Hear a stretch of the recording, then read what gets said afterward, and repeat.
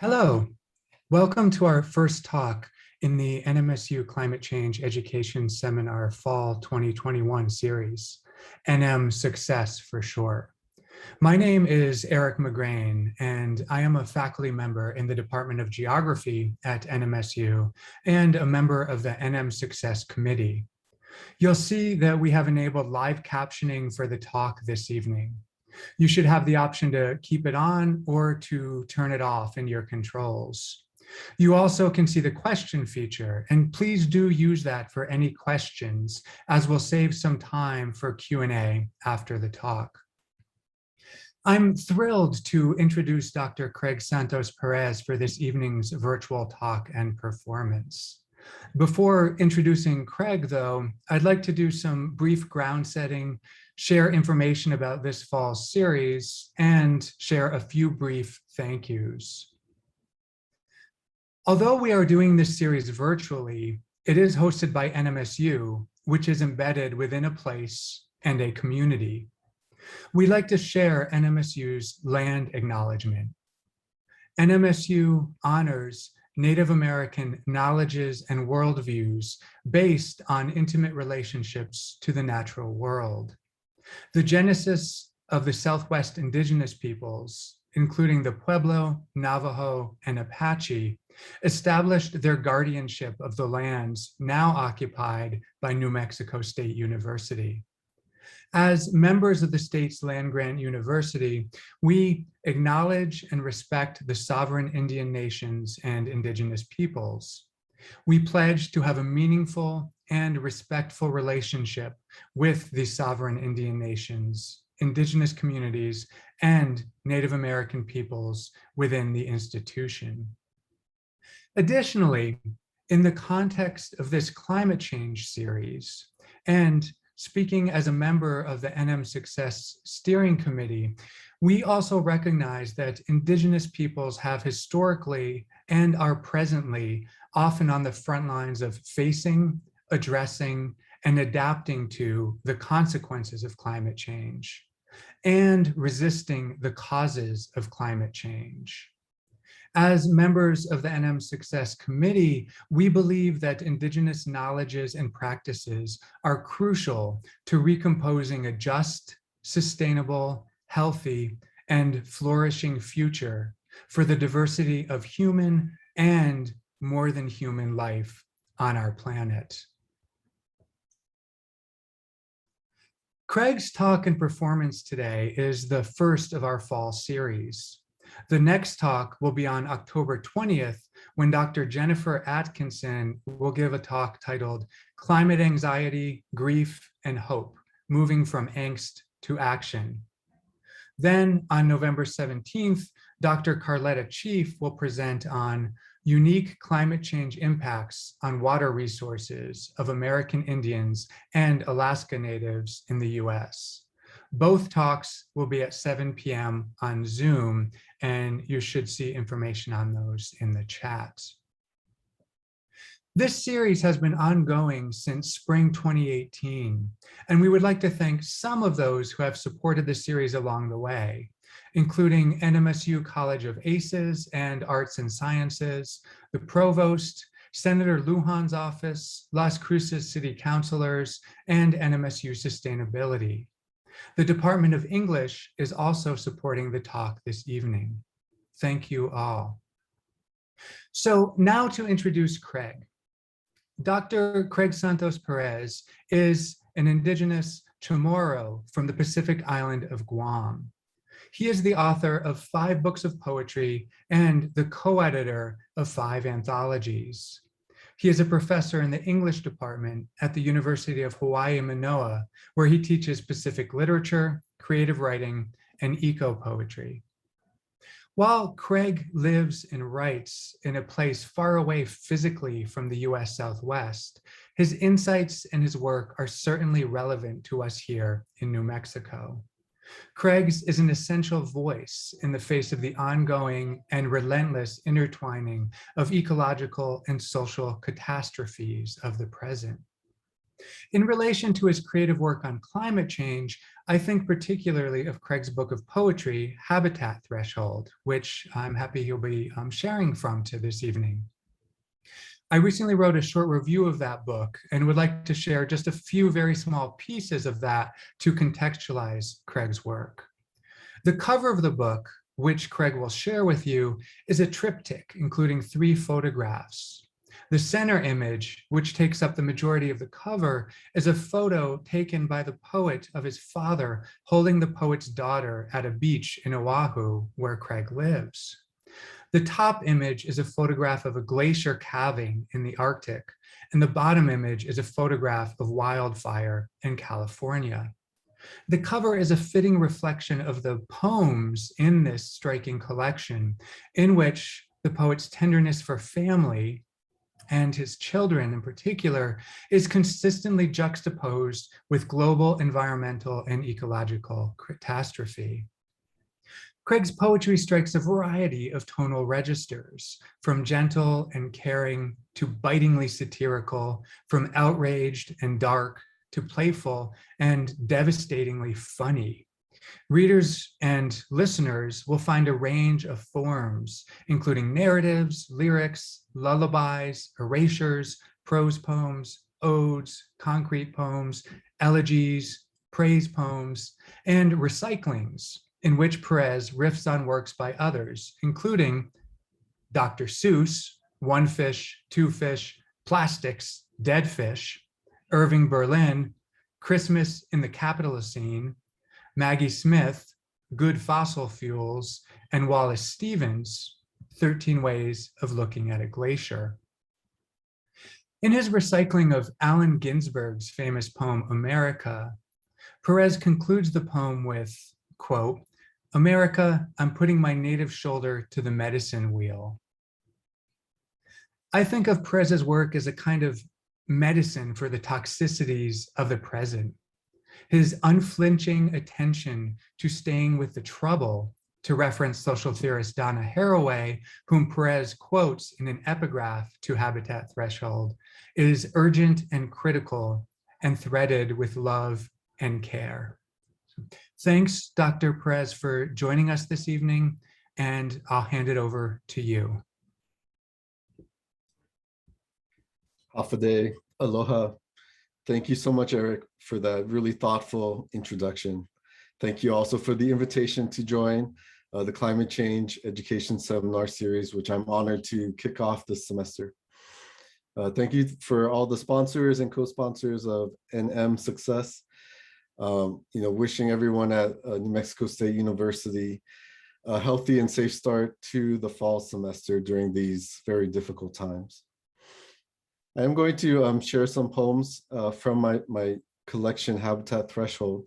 But before I do, I also wanted to give an acknowledgement. I live on the island of Oahu, and so I want to offer my respect and solidarity with the Kanaka Oiwi, or Native Hawaiian peoples.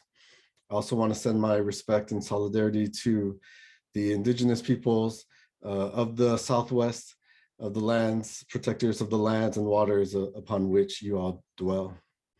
Thank you also for everyone for coming today. I just looked at how many participants are here, and I'm so thankful to have such a robust audience. As Eric mentioned, I'm going to share the cover that he talked about from my new book, Habitat Threshold. Hopefully you can see it here. As Eric mentioned, the middle photo is a picture I took of my dad when we brought our first daughter, my first daughter, to meet the ocean, Mother Ocean, for the first time. And this is taken on the island of Oahu. And she was about maybe 9 months in that picture, still pretty young. My parents live in California, where the bottom picture of California wildfires, which sadly are still raging today, even though this particular photo was from about 6 years ago, and the glacier above. There's another photo on the cover in the back, which features behind the text, you'll see a plastic that has been gathered from the beaches here in Hawaii, which is a very serious issue. So that's a little bit about the cover, just to introduce some of the main themes. I tried to bring together kind of the personal, familial with the culture, with the cultural and ecological and political, and try to weave it all together into a kind of ecological poetics. And so I'll stop sharing that cover. I'm going to begin with the very first poem of the book. It's titled The Age of Plastic, and again, references to the Great Pacific Garbage Patch, as they call it here in the Pacific Ocean. Age of Plastic. The doctor presses the plastic probe against my pregnant wife's belly. Plastic leaches estrogenic and toxic chemicals. Ultrasound waves pulse between plastic, tissue, fluid, and bone until the embryo echoes. Plastic makes this possible. My wife labors at home in an inflatable plastic tub. Plastic disrupts hormonal and endocrine systems. After delivery, she stores her placenta in a plastic freezer bag. Plastic is the perfect creation because it never dies.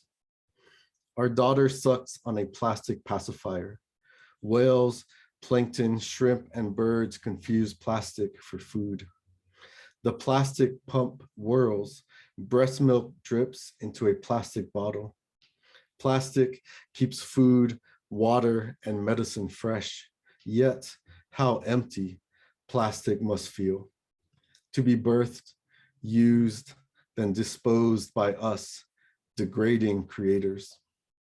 In the oceans, 1 ton of plastic exists for every 3 tons of fish. How free plastic must feel when it finally arrives to the paradise of the Pacific Gyre. Will plastic make life impossible?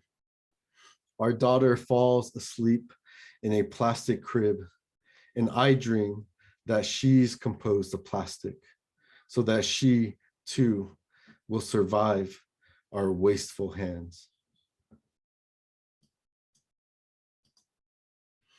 A lot of the poetry I write are often for certain political or activist campaigns.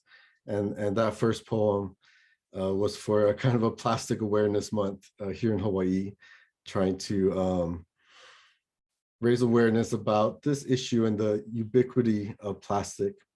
And in this particular poem, I wanted to kind of reckon with, how plastic was everywhere in our lives. And I was noticing it in this particular year, 2014, when my daughter was born, and thinking about just that, my wife gestating our daughter inside her body, but then our bodies always being surrounded by plastic as well.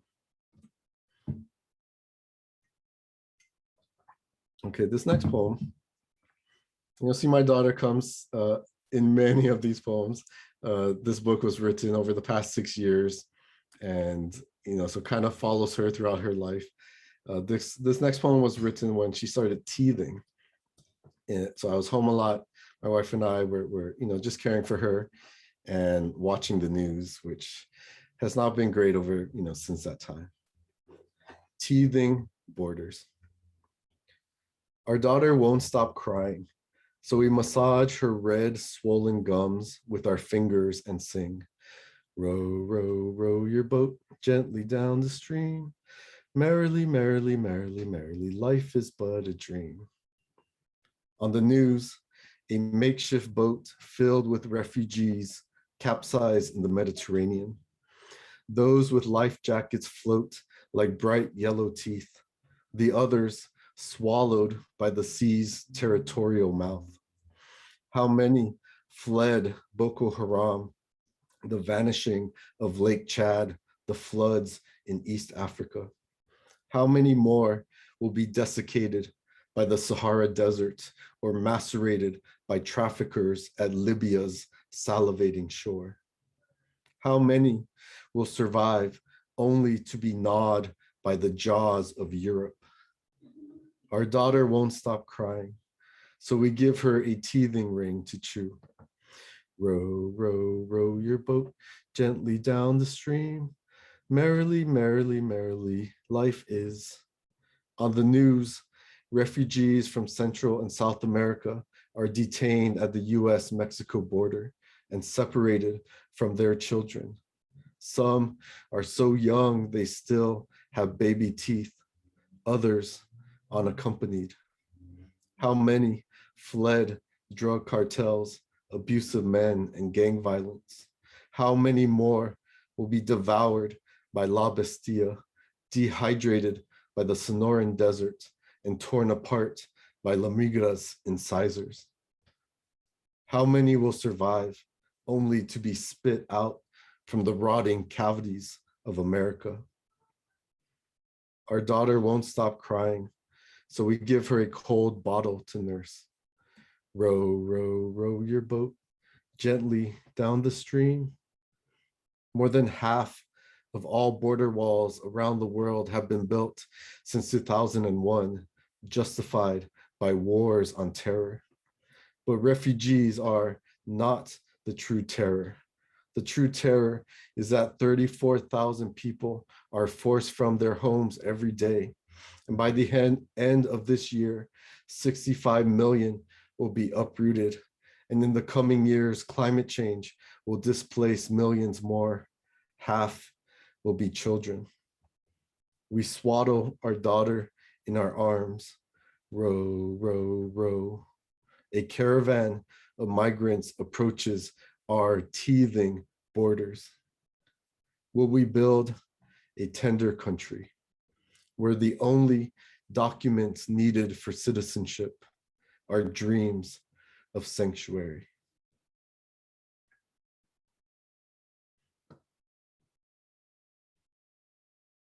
I wanted to also, of course, read that poem today, given what's happening in Afghanistan right now.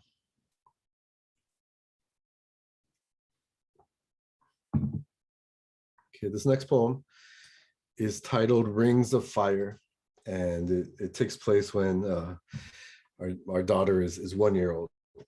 It takes place here in Hawaii. Rings of Fire. We host our daughter's first birthday party during the hottest April in history. Outside, my dad grills meat over charcoal. Inside, my mom steams rice and roasts vegetables. They've traveled from California, where drought carves trees into tinder. Paradise is burning. When our daughter's first fever spiked, the doctor said it's a sign she's fighting infection. Bloodshed surges with global temperatures, which know no borders. If her fever doesn't break, the doctor continued, take her to the emergency room. Airstrikes detonate hospitals in Yemen, Iraq, Afghanistan, South Sudan. When she crowned, my wife said, it felt like rings of fire. Volcanoes erupt along Pacific fault lines. Sweltering heat waves scorch Australia. Forests in Indonesia are razed for palm oil plantations. Their ashes flock like ghost birds to our distant rib cages. Still, I crave an unfiltered cigarette, even though I quit years ago, and my breath no longer smells like my grandpa's overflowing ashtray. His parched cough still punctures the black lungs of cancer and denial. If she struggles to breathe, the doctor advised, give her an asthma inhaler. But tonight, we sing happy birthday and blow out the candles together. Smoke trembles as if we all exhaled the same flammable wish.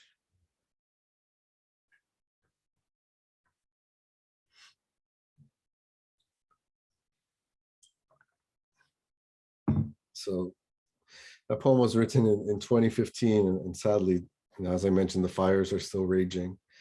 And it seems like every birthday my daughter's had in April has been the hottest April ever. Okay, from the fires, maybe this next poem takes us to the ocean, and to one of my daughter's favorite places to go as she maybe turned around 2 or so, to the Waikiki Aquarium. And this is a short poem. It's a sonnet called A Sonnet at the Edge of the Reef. We dip our hands into the outdoor reef exhibit and touch sea cucumber and red urchin as butterfly fish swim by.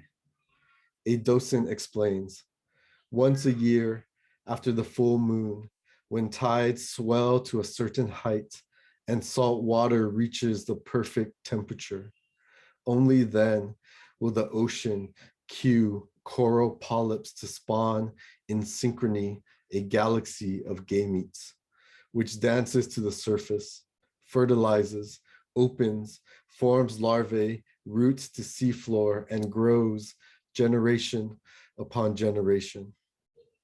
At home, we read a children's book, The Great Barrier Reef, to our daughter snuggling between us in bed. We don't mention corals bleaching, reared in labs or frozen.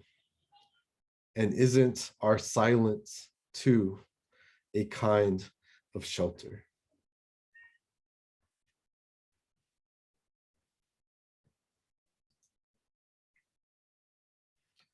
Sadly, we've had a lot of coral bleaching events also since she was born.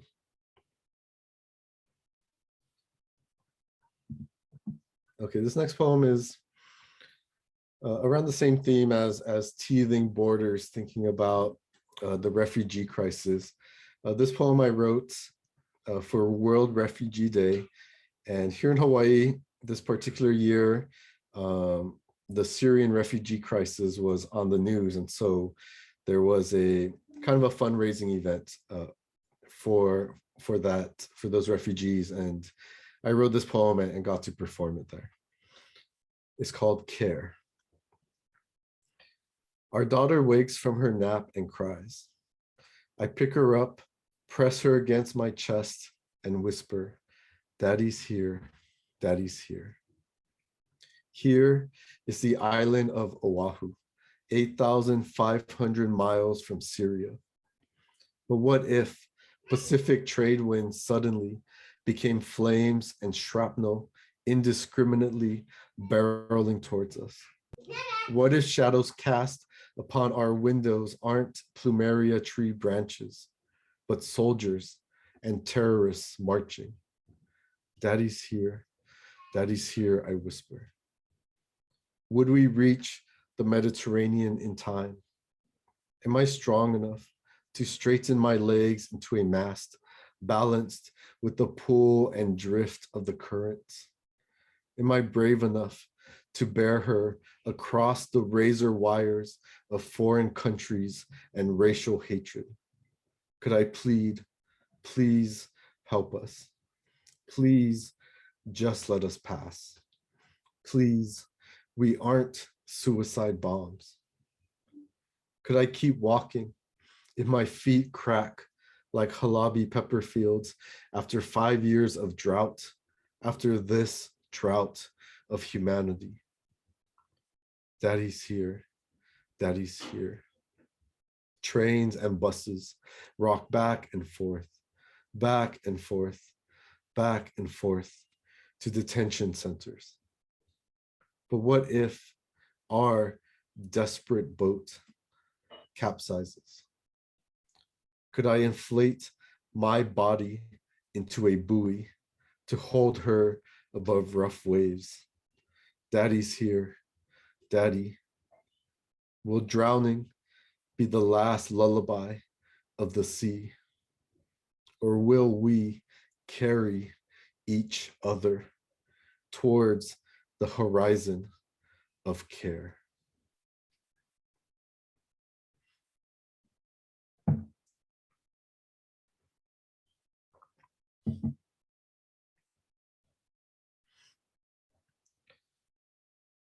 So many of the poems in this book also kind of talk about human-animal relations, especially during a time of climate change. And so this next poem is one of the ones that Eric mentioned is called One Fish, Two Fish, Plastics, Dead Fish. And I kind of wrote it because I was always reading my daughter this Dr. Seuss book that the poem is based on. One fish, two fish, plastics, dead fish. Some fish are sold for sashimi, some are sold to canneries, and some are caught by hungry slaves to feed what wealthy tourists crave. Farmed fish, fish sticks, frankenfish collapse. From the Pacific to the Atlantic, from the Indian to the Arctic, from here to there, dead zones are everywhere. Overfishing, purse seine, ghost fishing, bycatch. This one has a little radiation. This one has a little mercury. Oh me, oh my, what schools of bloated fish float by. Here are fish that used to spawn, but now the water is too warm. Some are predators and some are prey. Who will survive? I can't say. Say, look at its tumors. 1, 2, 3. How many tumors do you see? 2 fish, 1 fish, filet of fish, no fish.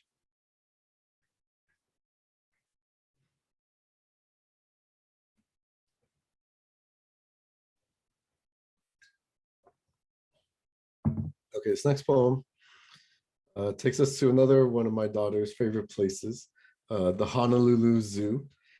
And I wrote this poem for World Elephants Day. And at the same time, this was a couple years ago, the state of Hawaii was trying to pass a law to ban the trade of ivory.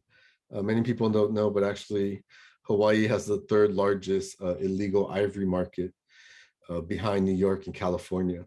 And so there was a big bill a push to pass this bill. And I ended up submitting this poem to as my testimony to the legislature.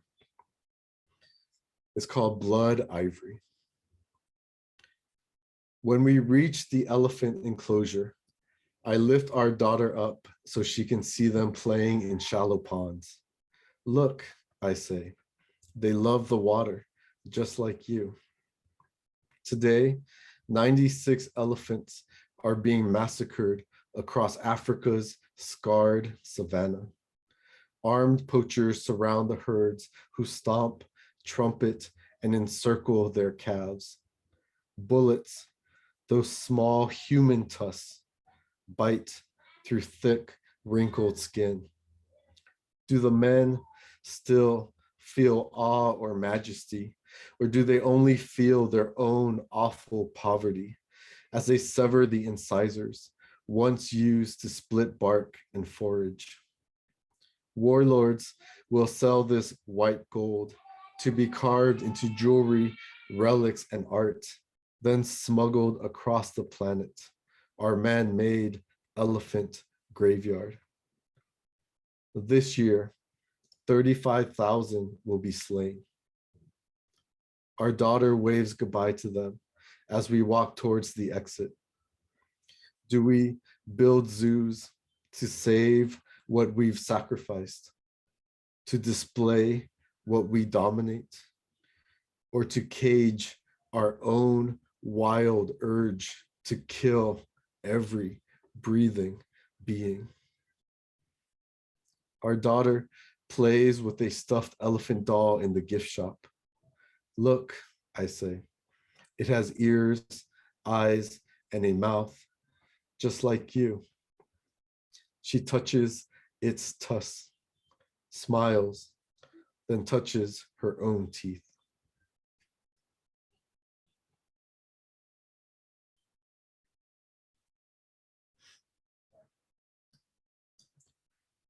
Okay, this next poem is called Echolocation, and it is dedicated to an orca you might have perhaps heard about a couple years ago, J35 Talekwa, who gave birth to a calf, and sadly the calf was stillborn, and yet the mother orca continued carrying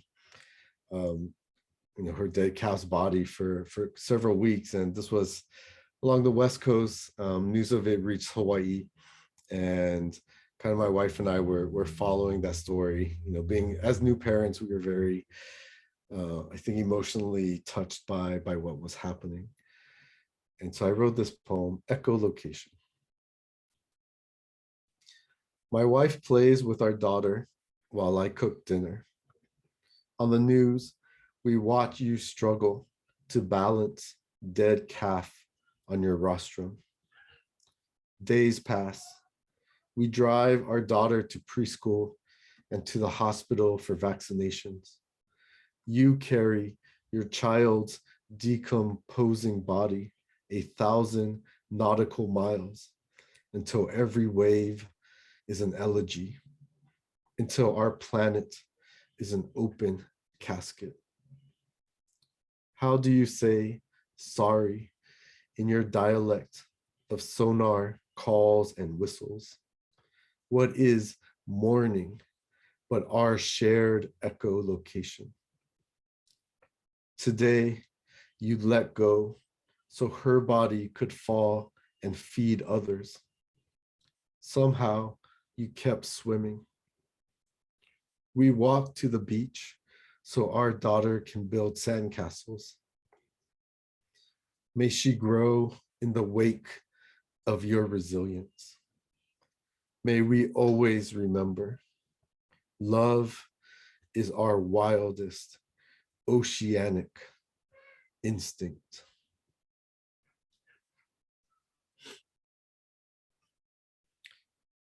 So I recently read a news story that this same mother orca gave birth again to a new calf during the pandemic, I think, earlier this year or late last year.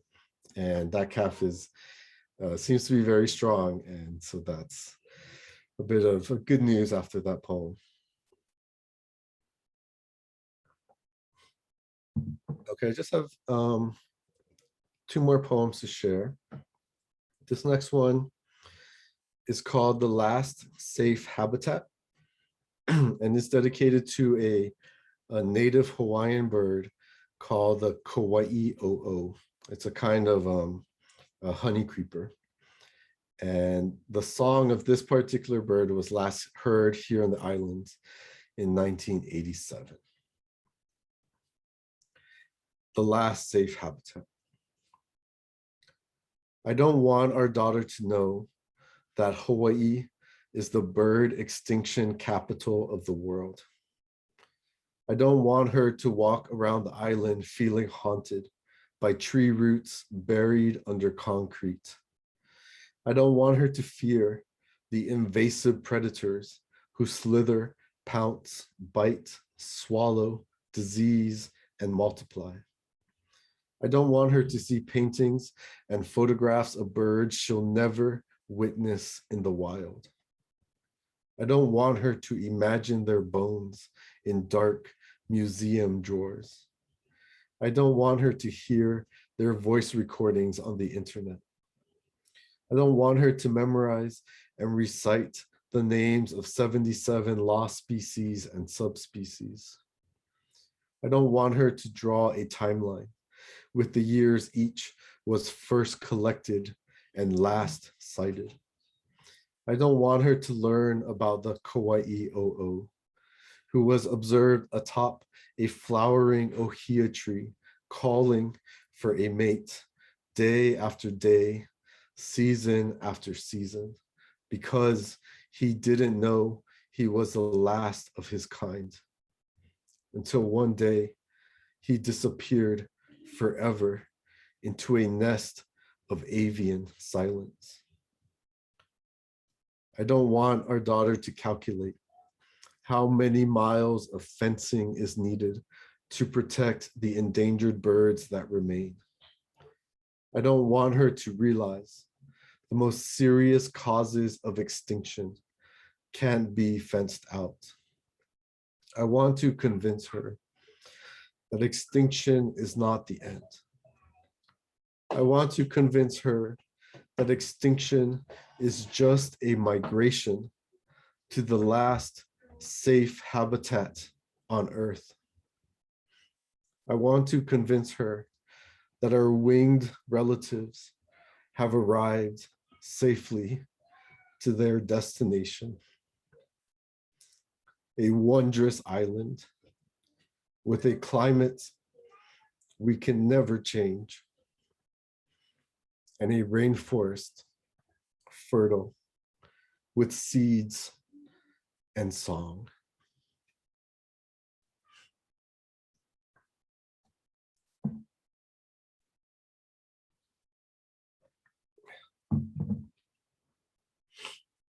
Thank you again for listening. This is my last poem. It's called Chanting the Waters. And it was written several years ago. Here in Hawaii, we had a solidarity event for Standing Rock. Again, a way to raise awareness and raise money also that we could send over to support their struggles to protect their sacred waters. And so I wrote this poem for that event and got to perform it here. And it is a call and response poem. And so I'm going to ask Eric if he could come back on screen and unmute himself. And when I say the word say, Eric is going to say, water is life. I will try it. Say. Water is life. Say. Water is life. Say. Water is life. Because our bodies are 60% water. Because my wife labored for 24 hours through contracting waves. Because water breaks forth from shifting tectonic plates. Say. Water is life. Because amniotic fluid is 90% water, because she breathed and breathed and breathed, because our lungs are 80% water, because our daughter crowned like a new island. Say. Water is life. Because we tell creation stories about water, because our language flows from water, because our words are islands writ on water, because it takes more than 3 gallons of water to make a single sheet of paper. Say. Water is life. Because water is the next oil, because 180,000 miles of US oil pipelines leak every day, because we wage war over gods and water and oil. Say. Water is life. Because our planet is 70% water, but only 3% of it is fresh, because it takes 2 gallons of water to refine 1 gallon of gasoline, because it takes 20 gallons of water to make a pound of plastic, because it takes 600 gallons of water to make 1 hamburger, because the American water footprint is 2,000 gallons a day. Say. Water is life. Because 1 billion people lack access to drinking water, because women and children walk 4 miles every day to gather clean water and deliver it home. Say. Water is life. Because our bones are 30% water, because if you lose 5% of your body's water, you become feverish. If you lose 10% of your body's water, you become immobile, because our bodies won't survive a week without water. Say. Water is life. Because corporations privatize, dam, and bottle our waters, because plantations divert our waters, because animal slaughterhouses consume our waters, because pesticides, chemicals, lead, and waste poison our waters. Say. Water is life. Because they bring their bulldozers and drills and drones, because we bring our feathers and lei and sage and shells and canoes and hashtags and totems, because they call us savage and primitive and riots, because we bring our treaties and the Declaration on the Rights of Indigenous Peoples, because they bring their banks and politicians and dogs and paychecks and pepper spray and bullets, because we bring our songs and schools and prayers and chants and ceremonies, because we say stop, keep the oil in the ground, because they say shut up and vanish, because we are not moving, because they bring their police and private militia, because we bring all our relations and all our generations and all our live streams. Say, water is life. because our drumming sounds like rain after drought echoing against taut skin, because our skin is 60% water. Say, water is life. because every year millions of children die from waterborne diseases, because every day thousands of children die from waterborne diseases, because by the end of this poem 5 children will die from waterborne diseases. Say, water is life. because our daughter loves playing in the ocean, because someday she'll ask, where does the ocean end? Because we'll point to the dilating horizon. Say, water is life. because our eyes are 95% water, because we'll tell her ocean has no end, because sky and clouds lift ocean, because mountains embrace ocean into blessings of rain, because ocean, sky, rain fills aquifers and lakes, because ocean, sky, rain, lake flows into the Missouri River, because ocean, sky, rain, lake, river returns to the Pacific and connects us to our cousins at Standing Rock, because our blood is 90% water. Say, water is life. because our hearts are 75% water, because I'll teach our daughter our people's word for water, hanum, hanum, hanum. So the sound of water will always carry her home. Say, water is life. say, water is life. say. Water is life. Beautiful. Thank you so much, Eric. Thank you everyone again for listening. I look forward to any questions or comments you might have. And I'm just, again, thankful and grateful to be here with all of you. Mahalo. Thank you. Thank you so much, Craig. We have some time for questions. So we'll give folks a moment. And if you have questions, please feel free to put them into the Q&A in the webinar, and we'll keep an eye there.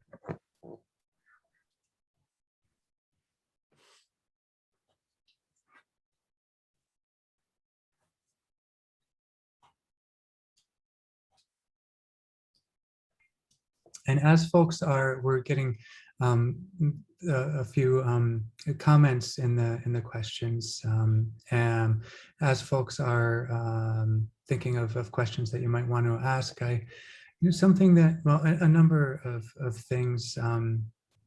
It just struck me with the reading, but one that I wanted to ask you about, Craig, is related to. You mentioned submitting the poem as testimony to the legislature, one of your poems, and you shared a lot of poems around particular events or particular actions, right? That poems can do things in the world in those spaces. So I wonder if you could say a little bit about what you think of the role of poetry and art in those kinds of spaces, and what does it mean to think of a poem as testimony and as a legislature? Yes, thank you. Definitely, I've always loved the way that poetry, art, music, the humanities in general has contributed to social, environmental, and climate justice movements. And that's especially powerful here in Hawaii, where, if you go to a protest or even a beach cleanup, or during, the climate marches here, there's always the arts, always the humanities. I've been fortunate to perform some of my poetry at, several environmental and climate justice events. And I really love how, poetry brings kind of a more human, more emotional element to the other speeches, and which can often be data driven or scientific.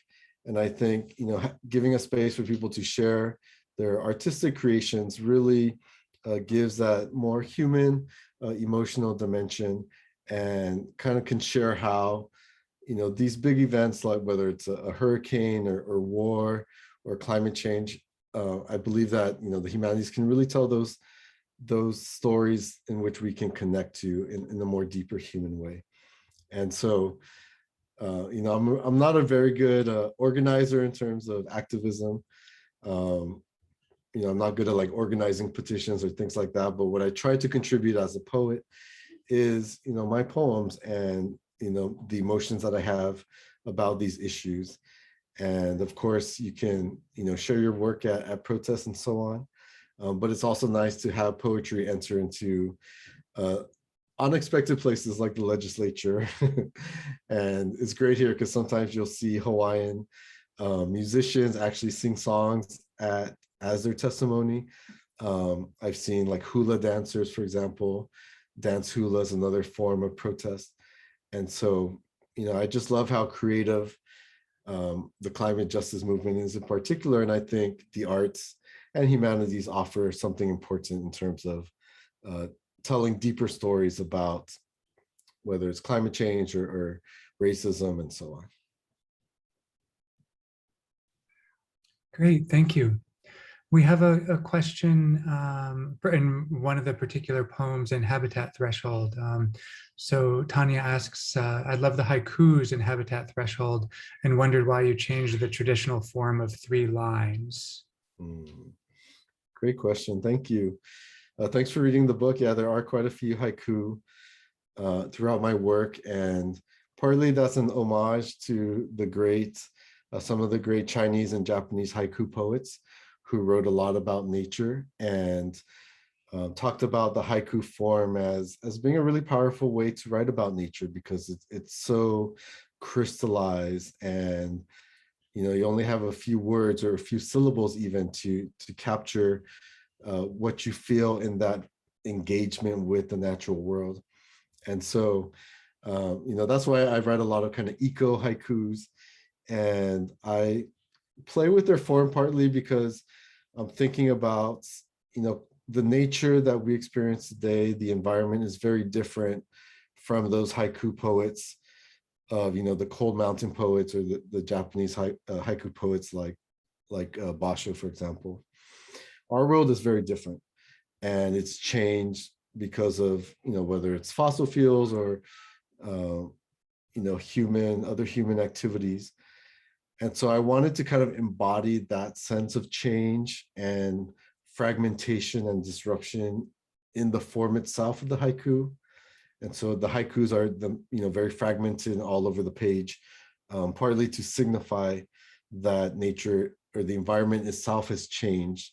And so we need new ways to kind of understand, the world we live in today, the so-called Anthropocene. Great. We have a number of comments coming through. Some of the comments are, wow, powerful medicine. Thanks for sharing. Wonderful poems, beautifully presented. Thank you, and thank you. And then we have a question. April asks a question. Can you say a bit about the research you do in advance of writing a new poem? Yes, thank you. Often usually the poem comes first. And then I'll do research if I need to fill in gaps in my knowledge. And so, I'm also an academic and, and an activist as well. So I usually do research for those things. And that kind of creeps into the poems.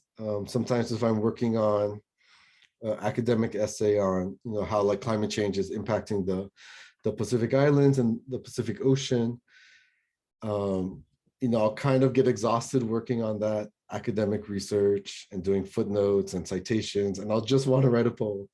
And so oftentimes the research from other parts of my life will come into the poem, but the poem will be a space for me to emotionally process all the things I'm learning as an activist and an academic.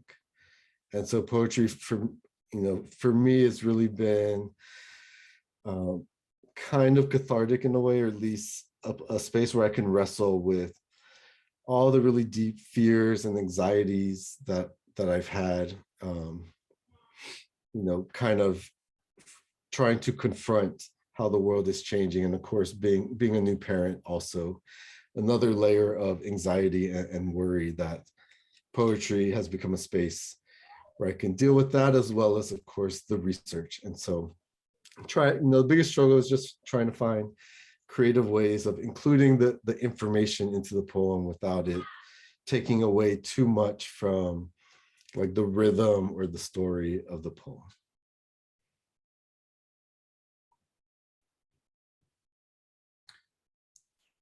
So your daughter shows up in a lot of well, your family and your daughter in particular, and a lot of the poems you share today and in the book. And you say that in one of the poems that the question, isn't our silence a kind of shelter?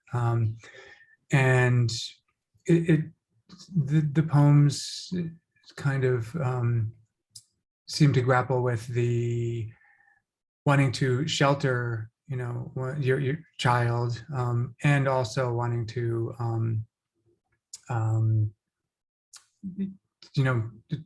talk about interrelationships, right? In terms of more than human relationships, in terms of thinking about how your child relates with these earth processes, right? So I'm curious in terms of what you think about talking about climate change with your children, and when, right? Because that's something that's underneath a number of the poems, shelter, and also like saying, hey, this is the world. So how do you negotiate that, or how are you thinking about negotiating that? Yeah, that's definitely been a personal struggle, and one that, as you point out, is thematized in several of the poems in the book. Wanting to, of course, instill a sense of awe and wonder and joy from her experiences with the environment. In two of the poems I read, she really does love the coral exhibit, and she loved the elephants. And I didn't want her to know about all the other stuff that's happening to the elephants or to the coral. And that particular line that is in our silence to a kind of shelter, thinking about the role, of course, that coral reefs play as a barrier or shelter for islands, thinking about her curled between us in bed, as if she is a vulnerable island, and us as parents were her barrier reef, for that moment. And, kind of wanting to stay in that innocence forever. And, sadly, of course, we cannot be children and innocents for our whole lives. At some point, we do have to learn the truth about what's happening around us. And how that happens, I'm not sure yet. She is now 7. And so, still kind of young. But what's been different for me, at least, is I've been engaging more with younger audiences with this book, more so like high school and middle school. And what's been great is that, educators at that level are using the poems not only to teach students about literary terms and literary technique, but also, and perhaps more importantly, as a gateway towards deepening their environmental literacy. And so, reading a sonnet about a coral, they could learn, not only about a sonnet and the structure, but also, of course, about what's happening to coral and coral bleaching and coral ecology and so on. And so, for me, I'm very thankful to K-12 educators who are coming up with very innovative ways to teach climate change and environmental justice to kids that age, and finding really creative ways, often through the humanities, of developing environmental literacy for that age group. And so I don't, my specialty, my education background is not at that age group. So I'm more so like grateful to folks that are really designing amazing curriculum to teach those kids. And, I'm grateful that my poems can play a small part of that. We've got some questions rolling in at the moment. So poet and teacher Richard Greenfield comments on beautiful reading, Craig. I've been reading and teaching your work for years in my classes, and I've sometimes framed your work as collage.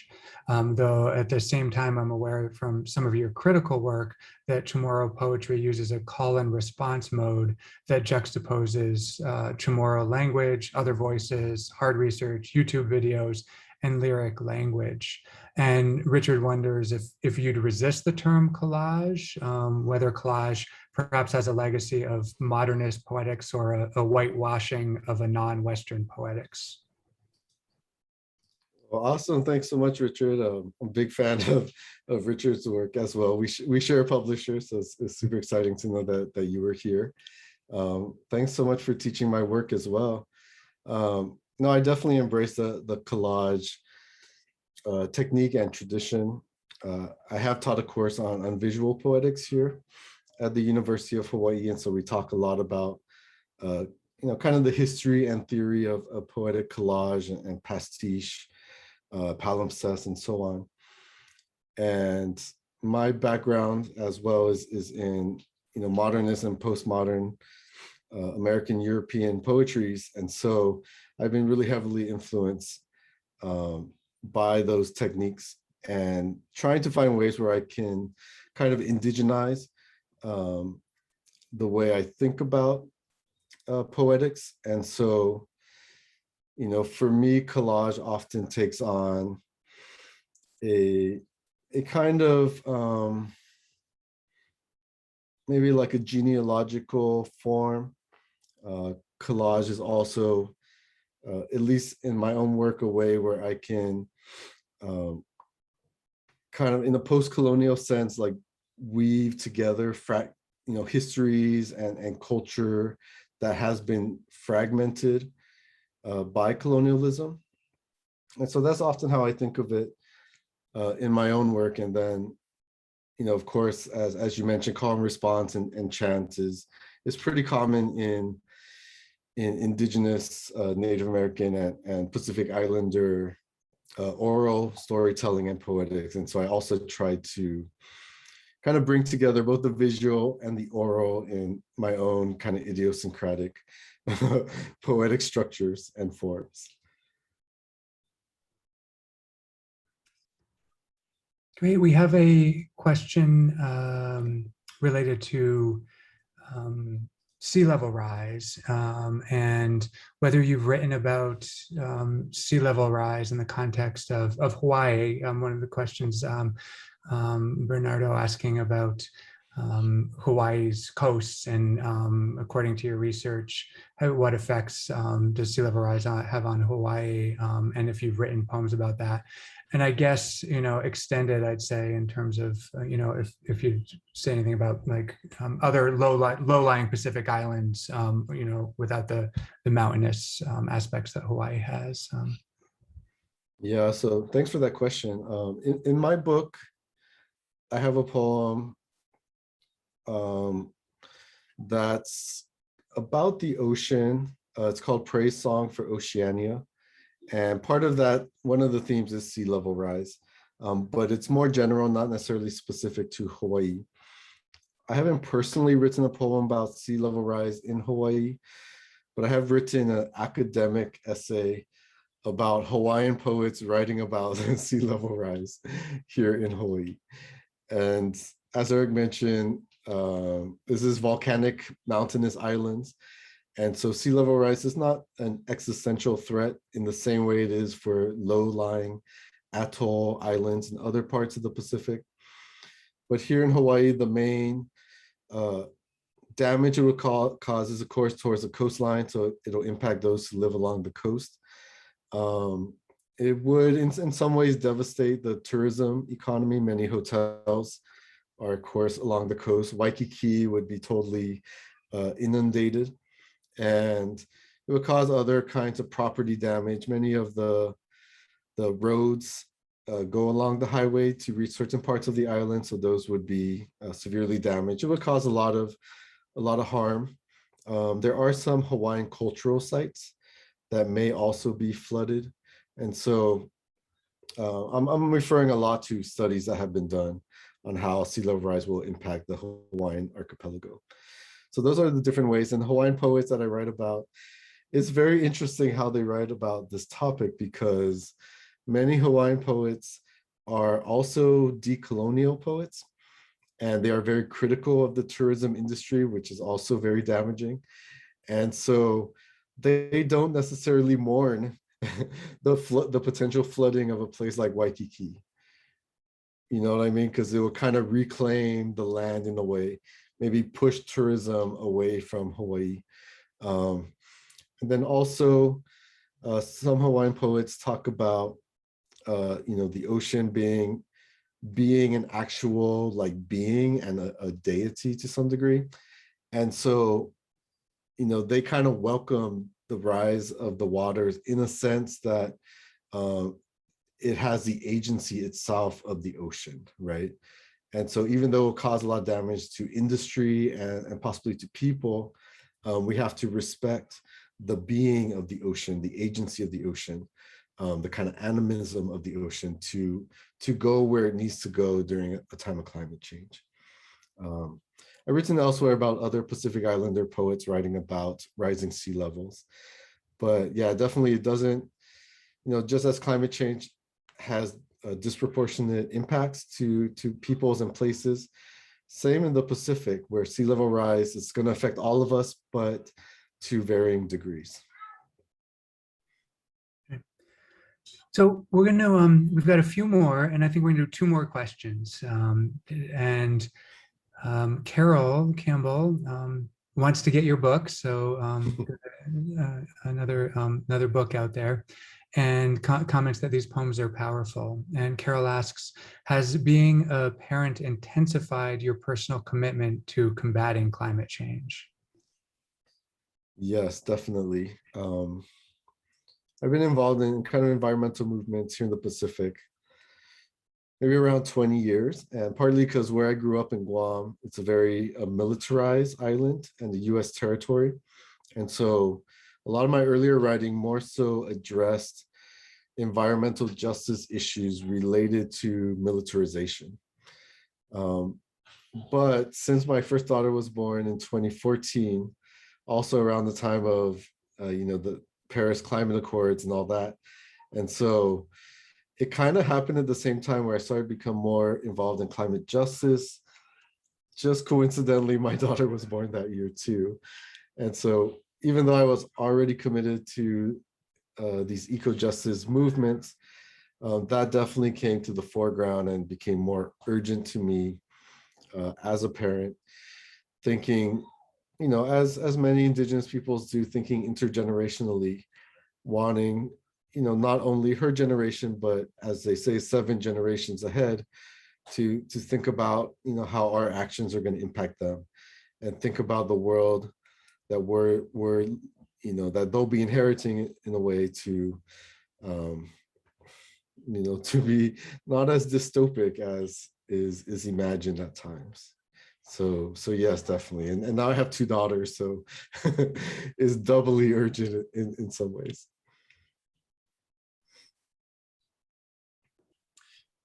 So Renee asks, Craig, do you think a reader needs to adopt a particular perspective or relationship to the natural world for your poetry to land the way you would hope it would? If so, what is that perspective? And how can poetry help cultivate that perspective or relationship to the natural world in ways that prose perhaps might not? Great question. Well, I more think of it in terms of kind of the experience that I want to cultivate within within any reader. So of course, all readers will enter a text with their own experiences and background and biases and all that. But for me, I want to create poems that, or at least, a book that would help cultivate a ecological consciousness. And what I mean by that is I want my poems to show the interconnectedness of all things, and the interconnectedness of, whether it's between people and nature, or people, human and animals, or animals and elements, or even people and other people, because I feel like all of these false divisions have caused so much harm in the world and in society, and it's continuing to. And so I kind of want to write poems that will kind of embody that interconnectedness, what it would be like if we could see these invisible connections, and we could truly cultivate kind of indigenous eco-consciousness that would maybe allow us to, when we see those connections, that will lead us to what I call the horizon of care, right? Will lead us towards deeper empathy and sympathy to the lives, experiences, and suffering of all that is other from us in particular, so that perhaps there would be no other, that we would all be embedded within a kind of intimate entanglement. And even though that's never perfect, and there's always trouble, as Haraway talks about, that we could stay in that trouble, and we could carry each other and support each other and love each other in ways that I think the world really needs right now. And so that's what I hope. Difference between poetry and prose, I think prose can do that too. Oftentimes prose is more accessible than poetry. Poetry, I think, requires more attention. Also, it's hard to read an entire novel at a protest event. And so oftentimes when you're given 3 minutes to give a speech at the climate change march, you can't read a whole novel in that amount of time. So the poem or a song is often more like better suited for those particular events. But otherwise, I think all the humanities, all the arts has an important role to play in our times ahead.